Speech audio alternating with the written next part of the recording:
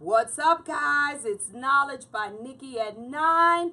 I am your salon owner, coach, slash mentor, slash expert, slash whatever you want to call me. I am so happy to be starting 2019, guys. I am just more than excited about the great things that are going on for 2019. And for me, I don't do the New Year's resolution thing, but what I do is I set goals. I do set new goals because I kind of put goals in quarters. So that means January we're starting the first quarter again, and so on and so forth. We got January, February, March. Then we go to April, which is the second quarter, and we just keep it coming. But what I also like about the end of the year going into the next year is I like the reflection period. That's what the end of the year is for me. For about the last week of the year, I always kind of sit back, try to minimize running around as much as I normally do, and I just think. I ride in the car with no music on. I find myself, I am a movie junk. I'm a movie buff. I could probably be a movie critic. I know the actors' names and all of that. But I find myself even taking that down a bit. I think reflection is necessary. It's necessary to look back at where you've come from and to see how you've been able to grow and what your markers that you possibly had set out, have you reached them? Have you gotten to the place where you can say I was proud or I am proud of what 2018 was? Now, this is from my salon owners. You all that watch me on a regular basis, you know I am the salon owner lover. That is my lane. That's my tribe. You can go on knowledgebynikki.com and you can see more about my bio and some of the things I've done. But salon owners are the people that are dear and special to me. I was a salon owner for a lot of years, So we're talking about hundreds of employees through the years, and I learned a lot. I learned how to do it well. I learned how to mess it up and then fix it again, and then mess it up again and then fix it again. And eventually I said, oh, okay, we're going to make sure we do this right. But let me talk to you all today about what I have discovered in this reflection period. One of the main things that I've discovered in dealing with salon owners, and I'll talk to you a little bit about my coaching program in a minute, but I've discovered that stylists slash owners, because most people that own a salon actually are still actively doing services or being a service provider in their own business. Over 90% of them. Most of them do not fully understand or value the idea of getting help.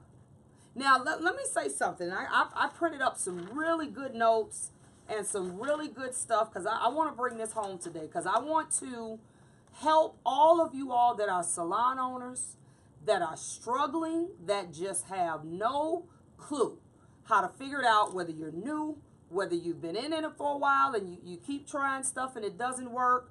This is what I don't understand, guys.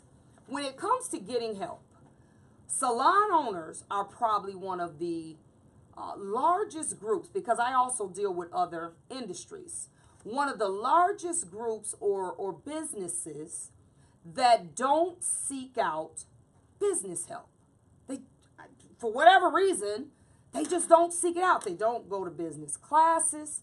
They don't do free online business webinars. They know they're struggling. They know that it's hard. We know that it's something that we've tried over and over again to do whatever we thought we were supposed to do, but it still ain't working. But we don't seek out business help. And so in my reflection time, I was really trying to understand this. And I said, okay, let's look at it like this.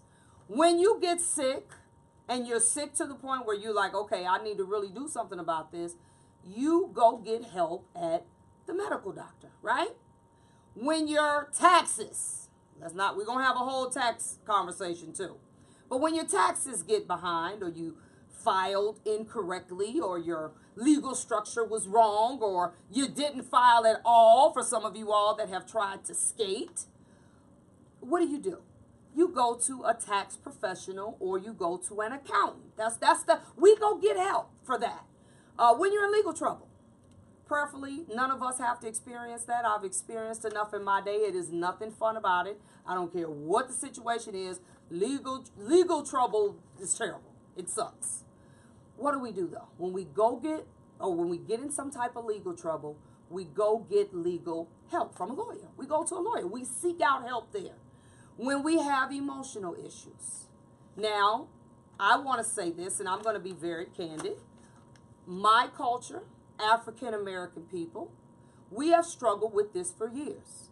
When we have emotional issues, mental issues, or whatever it was, we're doing more now, but it's kind of taboo back in the day, back in my mother's day, which is a baby boomer, to let people think you were crazy, so to speak. But it doesn't have to mean that. But now we're embracing more that when we have emotional issues, depression, anxiety, things that we just cannot seem to get a hold on, what do? We go to some type of psychologist, psychiatrist. We go to some type of psych doctor to help us get through these times of emotional instability. When our house is messed up, condo, whatever it is, or your building if you own real estate, if it's messed up and you got some repairs, and I know we are in a DIY society, but you and I both know realistically everything should not be done yourself unless you're a professional. But what do? We go to get some type of contractor, some type of professional that can help us repair whatever this is, whether it's water damage, the roof needs repairing, the gutter's hanging, I don't care what it is. We go get help eventually to solve the problem, right? Then we talk about if your car needs fixing. If your car breaks down, if your car ends up having some trouble and you can't get from point A to point B, we go get help at either the car dealership, the alley mechanic, your brother, we go get help from somewhere. So I'm trying to understand when our businesses, our salon businesses that we have put blood, sweat, and tears in, when it is broken, when it needs repairs, when it is sick, when it's just not working, why is it that we struggle so much with going to get help from somebody, somewhere, to help us fix the problem? Why is that? Let me talk to you about why, one of the reasons that I think it is. And this is something that was, as Oprah says, it was an aha moment to me that has really rested on my brain, rested on my soul, that this could be the reason why a lot of us do not seek out help for our businesses is because of what I'm getting ready to tell you. So I went to a seminar and I learned about what they consider some of the reasons why people may go into clinical depression or mental illnesses. This is one of the factors they talked about. And it is something called learned helplessness. Now, obviously, when I'm sitting there and I'm, listening to this, and by the way, it also was in a book that I've read, which I've talked about many times on my lives, called Necessary Endings by Henry Cloud. He also expounds on this subject. Very interesting subject. I'm going to read to you what it means. But this helped me kind of understand some of the behaviors that don't occur when I think it should be the obvious conclusion is that if your business is suffering, you go find somebody that can help fix it, like you do with everything else. So listen to this. This is what Wikipedia says that learned helplessness is. It is a behavior that occurs when a person endures repeatedly painful or otherwise adverse stimuli by which they are unable to escape or avoid. After such experiences, the person often fails to learn or accept the mere concept of escape or avoidance. So they just figure out, I'm just stuck. In new situations where the behavior is likely to be effective. So even in different situations, they still kind of feel the same way. In other words, the person has learned that they are helpless, that they just, it's beyond their control. There's nothing they can do.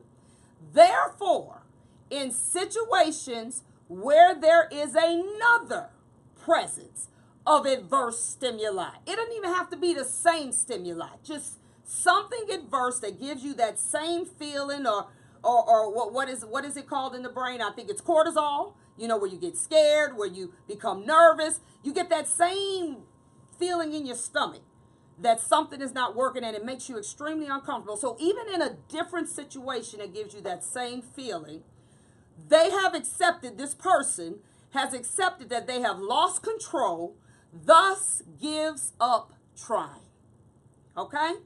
Even when changes in circumstances offer a method, even when someone presents to you a situation or a solution to your problem as a method of relief from what you're feeling, you still won't try it, because that person is such to have learned or have acquired, it says, learned helplessness. Then it goes deeper into saying learned helplessness is part of the things psychologists are looking at now, that they're viewing as could result in forms of depression and related mental illnesses. These may result, let me read that better. Mental illnesses may result from such real or perceived absence of control over the outcome of a situation. Now, when I went to this seminar and they kind of talked about that a little bit, I really just sat there kind of staring at the wall, just thinking about all the times that I, as a coach, as well as other people that I know coach and we help in the business arena, have presented options, have presented things that there's no loss, there's no reason why you shouldn't try them, because it's not going to hurt you. People, even in these adverse stimuli situations where they have absolutely nothing to lose, still won't shift. So I wonder, do they have learned helplessness? Is that why some of us as salon owners have made the decision that I'm going to stay here and just muscle through it and spend all of my service dollars to keep the doors open and not bother to retail, not bother to learn how to hire employees better, not bother to learn how to be a better manager if you have employees, not learn how to do things that actually build and expand your business, because I have just accepted that it is what it is, it's not going to change, and so be it. I don't want to believe that anyone that actually comes to that conclusion, and I have actually heard people say this to me, which breaks my heart, that they have just said to me, it ain't going to change. It's going to be what it's going to be, so why bother? It breaks my heart when I hear people say that, because the first thing I tell them or ask them, you cannot believe that every salon in America is failing. You cannot believe that. And they'll say, yeah, probably some of them are doing well. Then let's figure out what they did. I teach color classes also. I've taught color for many years. And I have a huge color seminar, or seminars, that I do all year long. And I have people in the African American salon industry that, still struggle with color, and whether they can color and relax hair, whether it be same day, different day, whatever it is, they still struggle in that area. And some of them have just made the conclusion that you can't have a relaxer and color at the same time. And I asked them this question because they stand flat-footed on it. They said it can't happen. I don't care what you say, what you tell me to buy, how you tell me to do it. It's not going to work. I asked them this. Then how do you explain, or you cannot tell me that when you walk through the mall, through the grocery store, drive down the street, that every African American woman you see that has color absolutely unequivocally does not have a relaxer? That you can't tell me that. So when you see one and her hair looks like it's very straight and it's clearly colored and her hair doesn't look like it's falling off her head, it looks extremely healthy. Even when you don't know what they did, it should automatically open your mind to, somebody's figured something out. I need to go learn where I can get help to figure that thing out. So this is what I am really bothered by at the end of this year in my reflection mode. I'm just a little bothered by the fact that people are not seeking out help in the area of business. That's my problem. Now, let me shift a little bit. And let me talk about those of you that have sought out help in business. And I know I'm really stepping out there to say this, but I got to say it because it's real. I have had many people join my coaching program. I have 2 coaching programs, and I'll write the names of the programs on the board for you. One of them is called Aspire. That's what one of them is called. This is Aspire, and it is an acronym. And then the other one is called Stretch. Okay? The clear differences between the two is that Stretch is for people that are already established. So these are for established salon owners. That means you have to have had a salon for 2 years or more and possibly have multiples. And this is for people who have salons 2 years or less or none at all and want to open within 2 years. That's the clear differences between these two. Let me tell you what's interesting and what I'm bothered by. This is where I was going with that. Is that coaching now is the new it thing.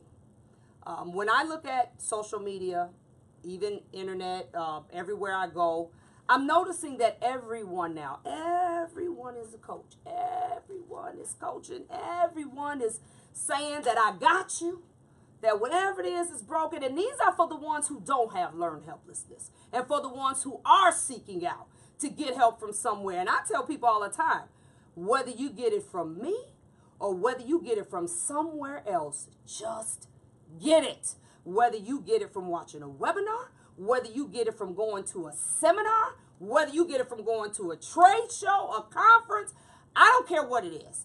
But get help. Don't let yourself sit in a position where you're struggling and you're like, okay, now what? So let me talk about the ones that I have talked to that have got help. They said, my business is struggling. I know I need help. They just come fully surrendered, like, somebody help me. This is what bothers me. And I'm going to give this to you all because I want to give the people who are beyond or never had learned helplessness, I want to give you some interviewing questions or some profiling ideas that you can look for in a person that you are deciding that's going to help you, which would be a coach. I have people telling me that they're going to people, asking them to coach them, and these people give this great spiel of what they're going to do, and they create this picture, and they lay it on.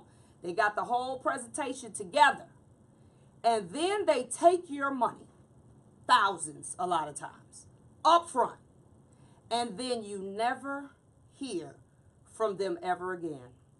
You can't find them. You call them. You can't reach them. Or I've even heard as far as people having others intercept the calls, and then they seem to be giving you the runaround.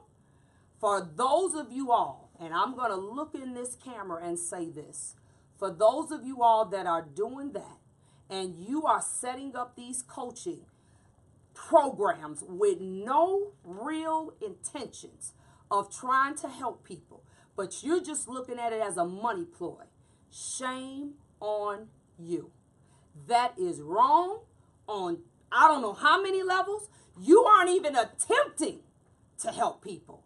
That is just beyond wrong. And let me tell you what it does.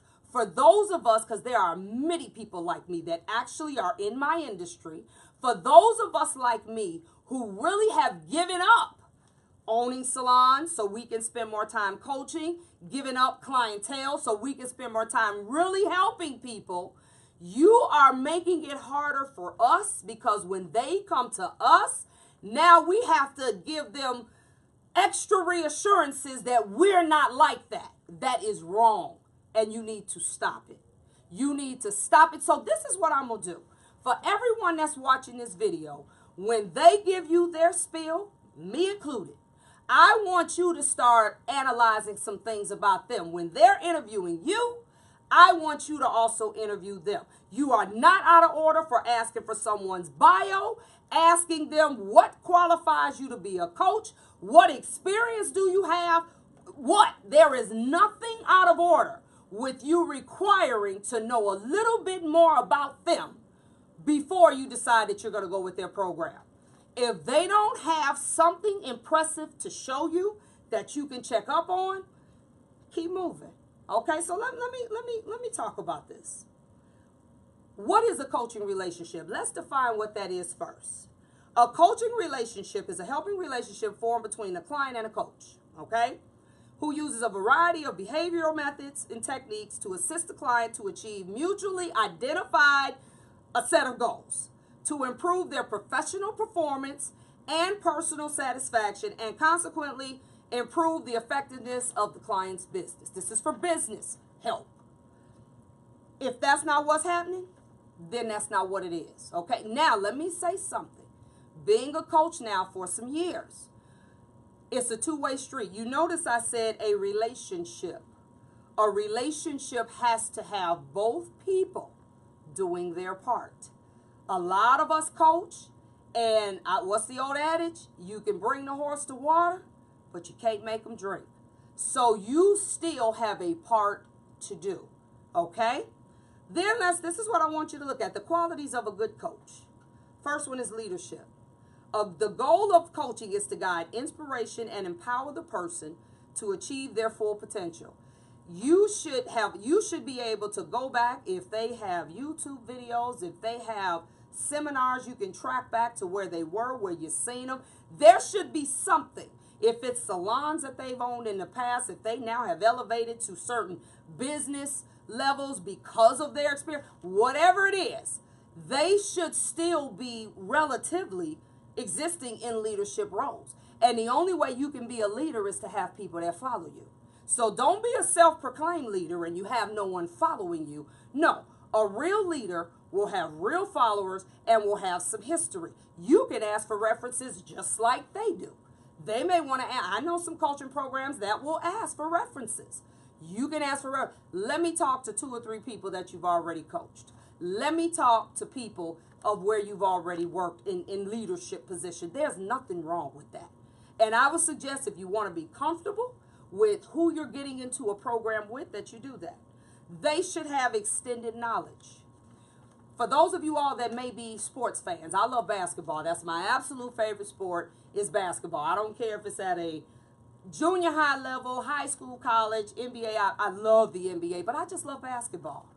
Every single coach that is coached in, let's take NBA, professional league, you can Google them and literally see what they've accomplished.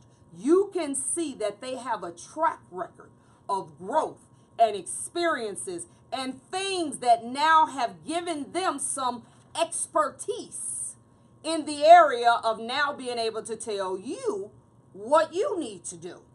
Someone that is saying or soliciting that they're going to coach you and you're going to get business help, that person needs to have way more knowledge and experience than you do. Or how can they tell you anything? Okay, so you need to also do your homework. That person needs to have, they need to be consistent. They need to be consistent. There needs to be a program where something is consistently happening. They're consistently reaching out to you. They're consistently available. They're consistently giving you assignments or giving you markers and things to reach and things to do. It should not be one and done and then they disappear. That is not what a coach is. That is a scammer, is what that is. Okay? And then they need to have effective communication skills. They need to be able to speak effectively, the actual coach themselves or their staff, because obviously when coaching programs get larger, people have to hire people to be the person that you consult with. You may not always be able to talk to the actual person whose name is on the brand, but they should have people that they have hired and trained that are just as effective with communicating your goals, your aspirations, giving you assignments, whatever it is that needs to be done. they should have people in place that you should be able to communicate effectively with and that should be able to be reached at any given moment. They should be able to be reached. You should be able to leave a message and somebody calls you back within a reasonable amount of time. There should be some communication that you're able to go back and forth with someone in this particular coaching arena. Now, it obviously depends on how much of that is going to depend on the type of coaching program that you get into. Coaching programs, if they're more in a group setting, can literally range anywhere, and I'm going to write this down here in red. Coaching program, or what we call group coaching, can price-wise can be anywhere from $3,000 to sometimes $10,000, depending on what you're getting. And this can range anywhere from 3 months to a year. That's a group coaching price. So that's going to give you kind of a rough idea. And obviously, depending on where you are in this spectrum, is also going to kind of define how much communication you have available to you. Obviously, the ones that are here, you should have at least once a month, minimally once a month communication. When you get here, these groups are typically smaller and they're a little more intimate, but you're paying for it because this now becomes more custom. It becomes more almost one-on-one. This is done more in a group aspect, but you should still be able to communicate with someone at some point in time throughout the month. That should just be what it is. Now, when you get into private coaching, I've seen this where this can actually go, you talking about really about $15,000, and that's on the low end, guys, $15,000 and up. I've seen people with private coaching or mastermind groups where they've paid as much as $45,000. I've seen it. You have people that are and with $45,000, they take smaller groups. They may take only a group of 10 for $45,000, but that's personalized attention. That means they are literally almost becoming like a private consultant to you. All right, and obviously the communication is going to be more available in this price range. Okay, but no matter where you are or where you have to start, you should be able to have some form of communication with this person. Okay, so that's something you need to be aware of. This is what a good coach does. A good coach offers support and assistance to those he or she is coaching to help them implement change and achieve desired goals, whatever they may be. Professional development, however, is a team effort. That means we both got to do it. They can't beat it into you. They give you the assignment, they cheer you on and motivate you, and sometimes they even may assist you to some degree in it, but you have to be the closer. It is not usually wise to simply cut out the employee free after session and expect him and her to achieve everything on their own. That means that you also have to have a good coach is going to follow up. That's where the communication comes in. Even if it's 30 days later, they're going to follow up. Did you do, and sometimes depending on the urgency of what they assigned you, it may be even sooner. Did you do X, Y, and Z? Why haven't you done it? And then that's when a good coach will start trying to inspire you to act, to move, okay? That's something real important. Coaches, this is what their responsibilities are. For those of you all that may not be clear what getting business help and a coach is responsible for. They're responsible for planning, organizing, and delivering an appropriate range of business activities and programs for the individuals or as a group within the coaching group. Typically, responsibilities will include teachings of different sorts, technique training, and other relevant skills to obviously whatever the goal is in mind. But these are things that should be in a structured format. Obviously, some spontaneous things happen, but a coach should be able to help you if they do not know the answer to something. They should be able to assist you or direct you to where you can get it.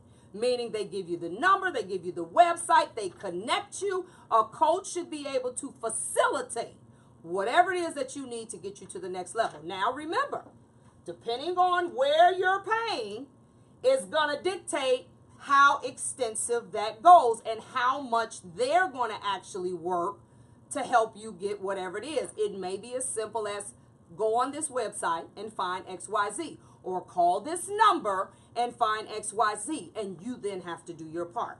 That is just what it is. The purpose of coaching, for those of you all and coaching is nothing but getting business help. Matter of fact, I don't know where my black marker is. It kind of disappeared. But I'm going to write here right in the top, not just getting help, but getting business help. Okay? This is what we're talking about, business help.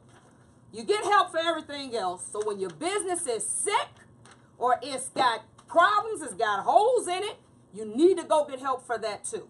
And that help, just like all the other help you get, is not free. Okay? Then let's talk about the purpose of coaching, or somebody offering you business help. The purpose of coaching is to improve the individual's performance on any particular job or in their businesses. It also offers enhancing your current skills or helping you to acquire new ones. A lot of the people that I have in my stretch group, especially the ones that are older and maybe 50 and over, they are not as digitally savvy, obviously, as some of the ones that are younger, that may be in either the Aspire group or some that want to open a salon within the next couple years. So I have to help them acquire the desire, first of all, to want to get into doing things more digitally. Things that, people can kind of, you don't have to worry about people overextending you. You can kind of do things where people can go online and book appointments and all these other things. This becomes really, really important. Okay? So this group, I may have to introduce them to new skills. Once the coachee has successfully acquired the skills, the coach is no longer needed. The objective of coaching, listen to me good, is to have a beginning and to eventually have an end, and then push you out the nest, just like a bird does. That is the purpose of coaching. You get what you can in this 3 months, a year, whatever it is, and you use it, and you take those things, and you build your business, and then you move on. That is what a coach does, is they prepare you for this timed period. Mentoring is very different. Mentoring could be forever. So we're going to get into that one day too. I've done it before, but because it's such a big thing now, I'm probably going to do another one about coaching and mentoring, okay? Benefits to coaching, and then we're going to wrap this on up because I'm going to tell you what we're going to talk about tomorrow. Benefits of coaching an individual, it's just what it is. It's to improve your individual performance, help you with your targets and your goal, period. Whatever that target is, that marker that you want to get to, that's what coaching is for, to help you get from point A to point B, or at least closer to it. Increase openness to personal learning and developing. Our goal as coaches is to help you expand your mind and to allow you to accept more information that you otherwise would have either not paid attention to or not been accepting to it. We are here to help you realize that there's more than one way to skin a cat, that you have to, as long as you're in business, you have to always be teachable, and you have to accept that there may be things that you have to shift, change, do away with, all of that. So our job is to really facilitate the idea of continual learning. Increase the ability to identify solutions to specific work-related issues. It is also about helping you, not just giving you the answers, but helping you be able to identify problems and be able to troubleshoot, to be able to critically think, to be able to make shifts, even when we don't give you every single answer. We're maturing you is what we're doing. We're teaching you where you go online or read, which is something I know in my salon industry. You know what still bothers me today, and this is what I'll do with some of my coaches. Don't call me and ask me, when is this show? Because all you got to do is put soandsoshow.com and they'll tell you. We also are here to help you to not be lazy about seeking out information that is literally at your fingertips. You want to know what something is? You Google it And your phone will tell you, your computer will tell you. Don't ask a coach stuff that you can easily figure out yourself. Because also what a good coach is going to do is they're not going to give you all the answers. They're going to say, go on their website and see. That's all you got to do, because it's about training you to not asking people for everything, but realizing as you run this business, there are going to be some things you got to figure out, and you don't have somebody that you just can call for every little answer. Okay? So it's about also maturing you there.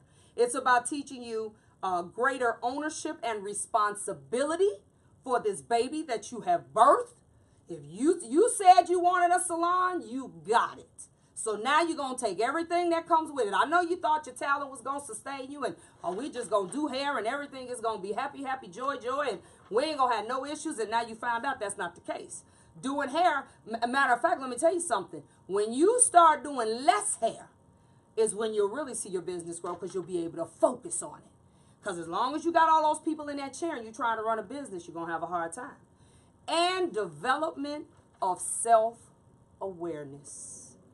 I am very big on that. I'm very big on you understanding how you think, how you move, hiring employees that fit your culture, your vision. There is no one size fits all for every situation, but it's about you learning you and learning what you need and who you need to help you build this vision. Okay, are y'all with me? So we're going to be talking about this all week, guys, all week. Different aspects in this salon industry that you can get help. Help is available, and I'll say it again. I am a coach. I got 2 coaching groups. You see right there, knowledgebynikki.com. It's on the screen. You can, if you want to talk to me about my consultation is free. We can chomp it out for 90 minutes for me to see if what I have works for you, if what you want, if I'm that girl for you. If you don't get it from me, just get it somewhere. But don't let your business be sick, your business be crippled, your business need repairs, and you don't do it. That's on you if you make that choice. All right, guys, I'm going to get out of here. Stay tuned tomorrow. Also, guys, I'll be on YouTube under Knowledge by Nikki. I'm going to have my videos streaming on all my channels. I'm also going to put it on Instagram. It'll be on knowledgebynikki.com, YouTube, and Facebook. So go onto my website, see what's going on. I also have a number. You can text me. You can call me. And you can reach me. I'm very reachable. But this is Knowledge by Nikki with 1K. Knowledge by Nikki at 9. I think we've actually, how much time we've been on? I don't know. We've been on for maybe about 40 minutes. I try to go about 30 minutes, but sometimes you just need a little more information, so I don't mind giving it to you. So peace out. I'll see you tomorrow. Tomorrow we're going to talk about one of the biggest issues in the industry is getting staffing help. How do I find the right help so my salon can be successful? Because you can't do it all. Tune in tomorrow, 9 a.m. Central. KnowledgeByNikki.com. And I'm out.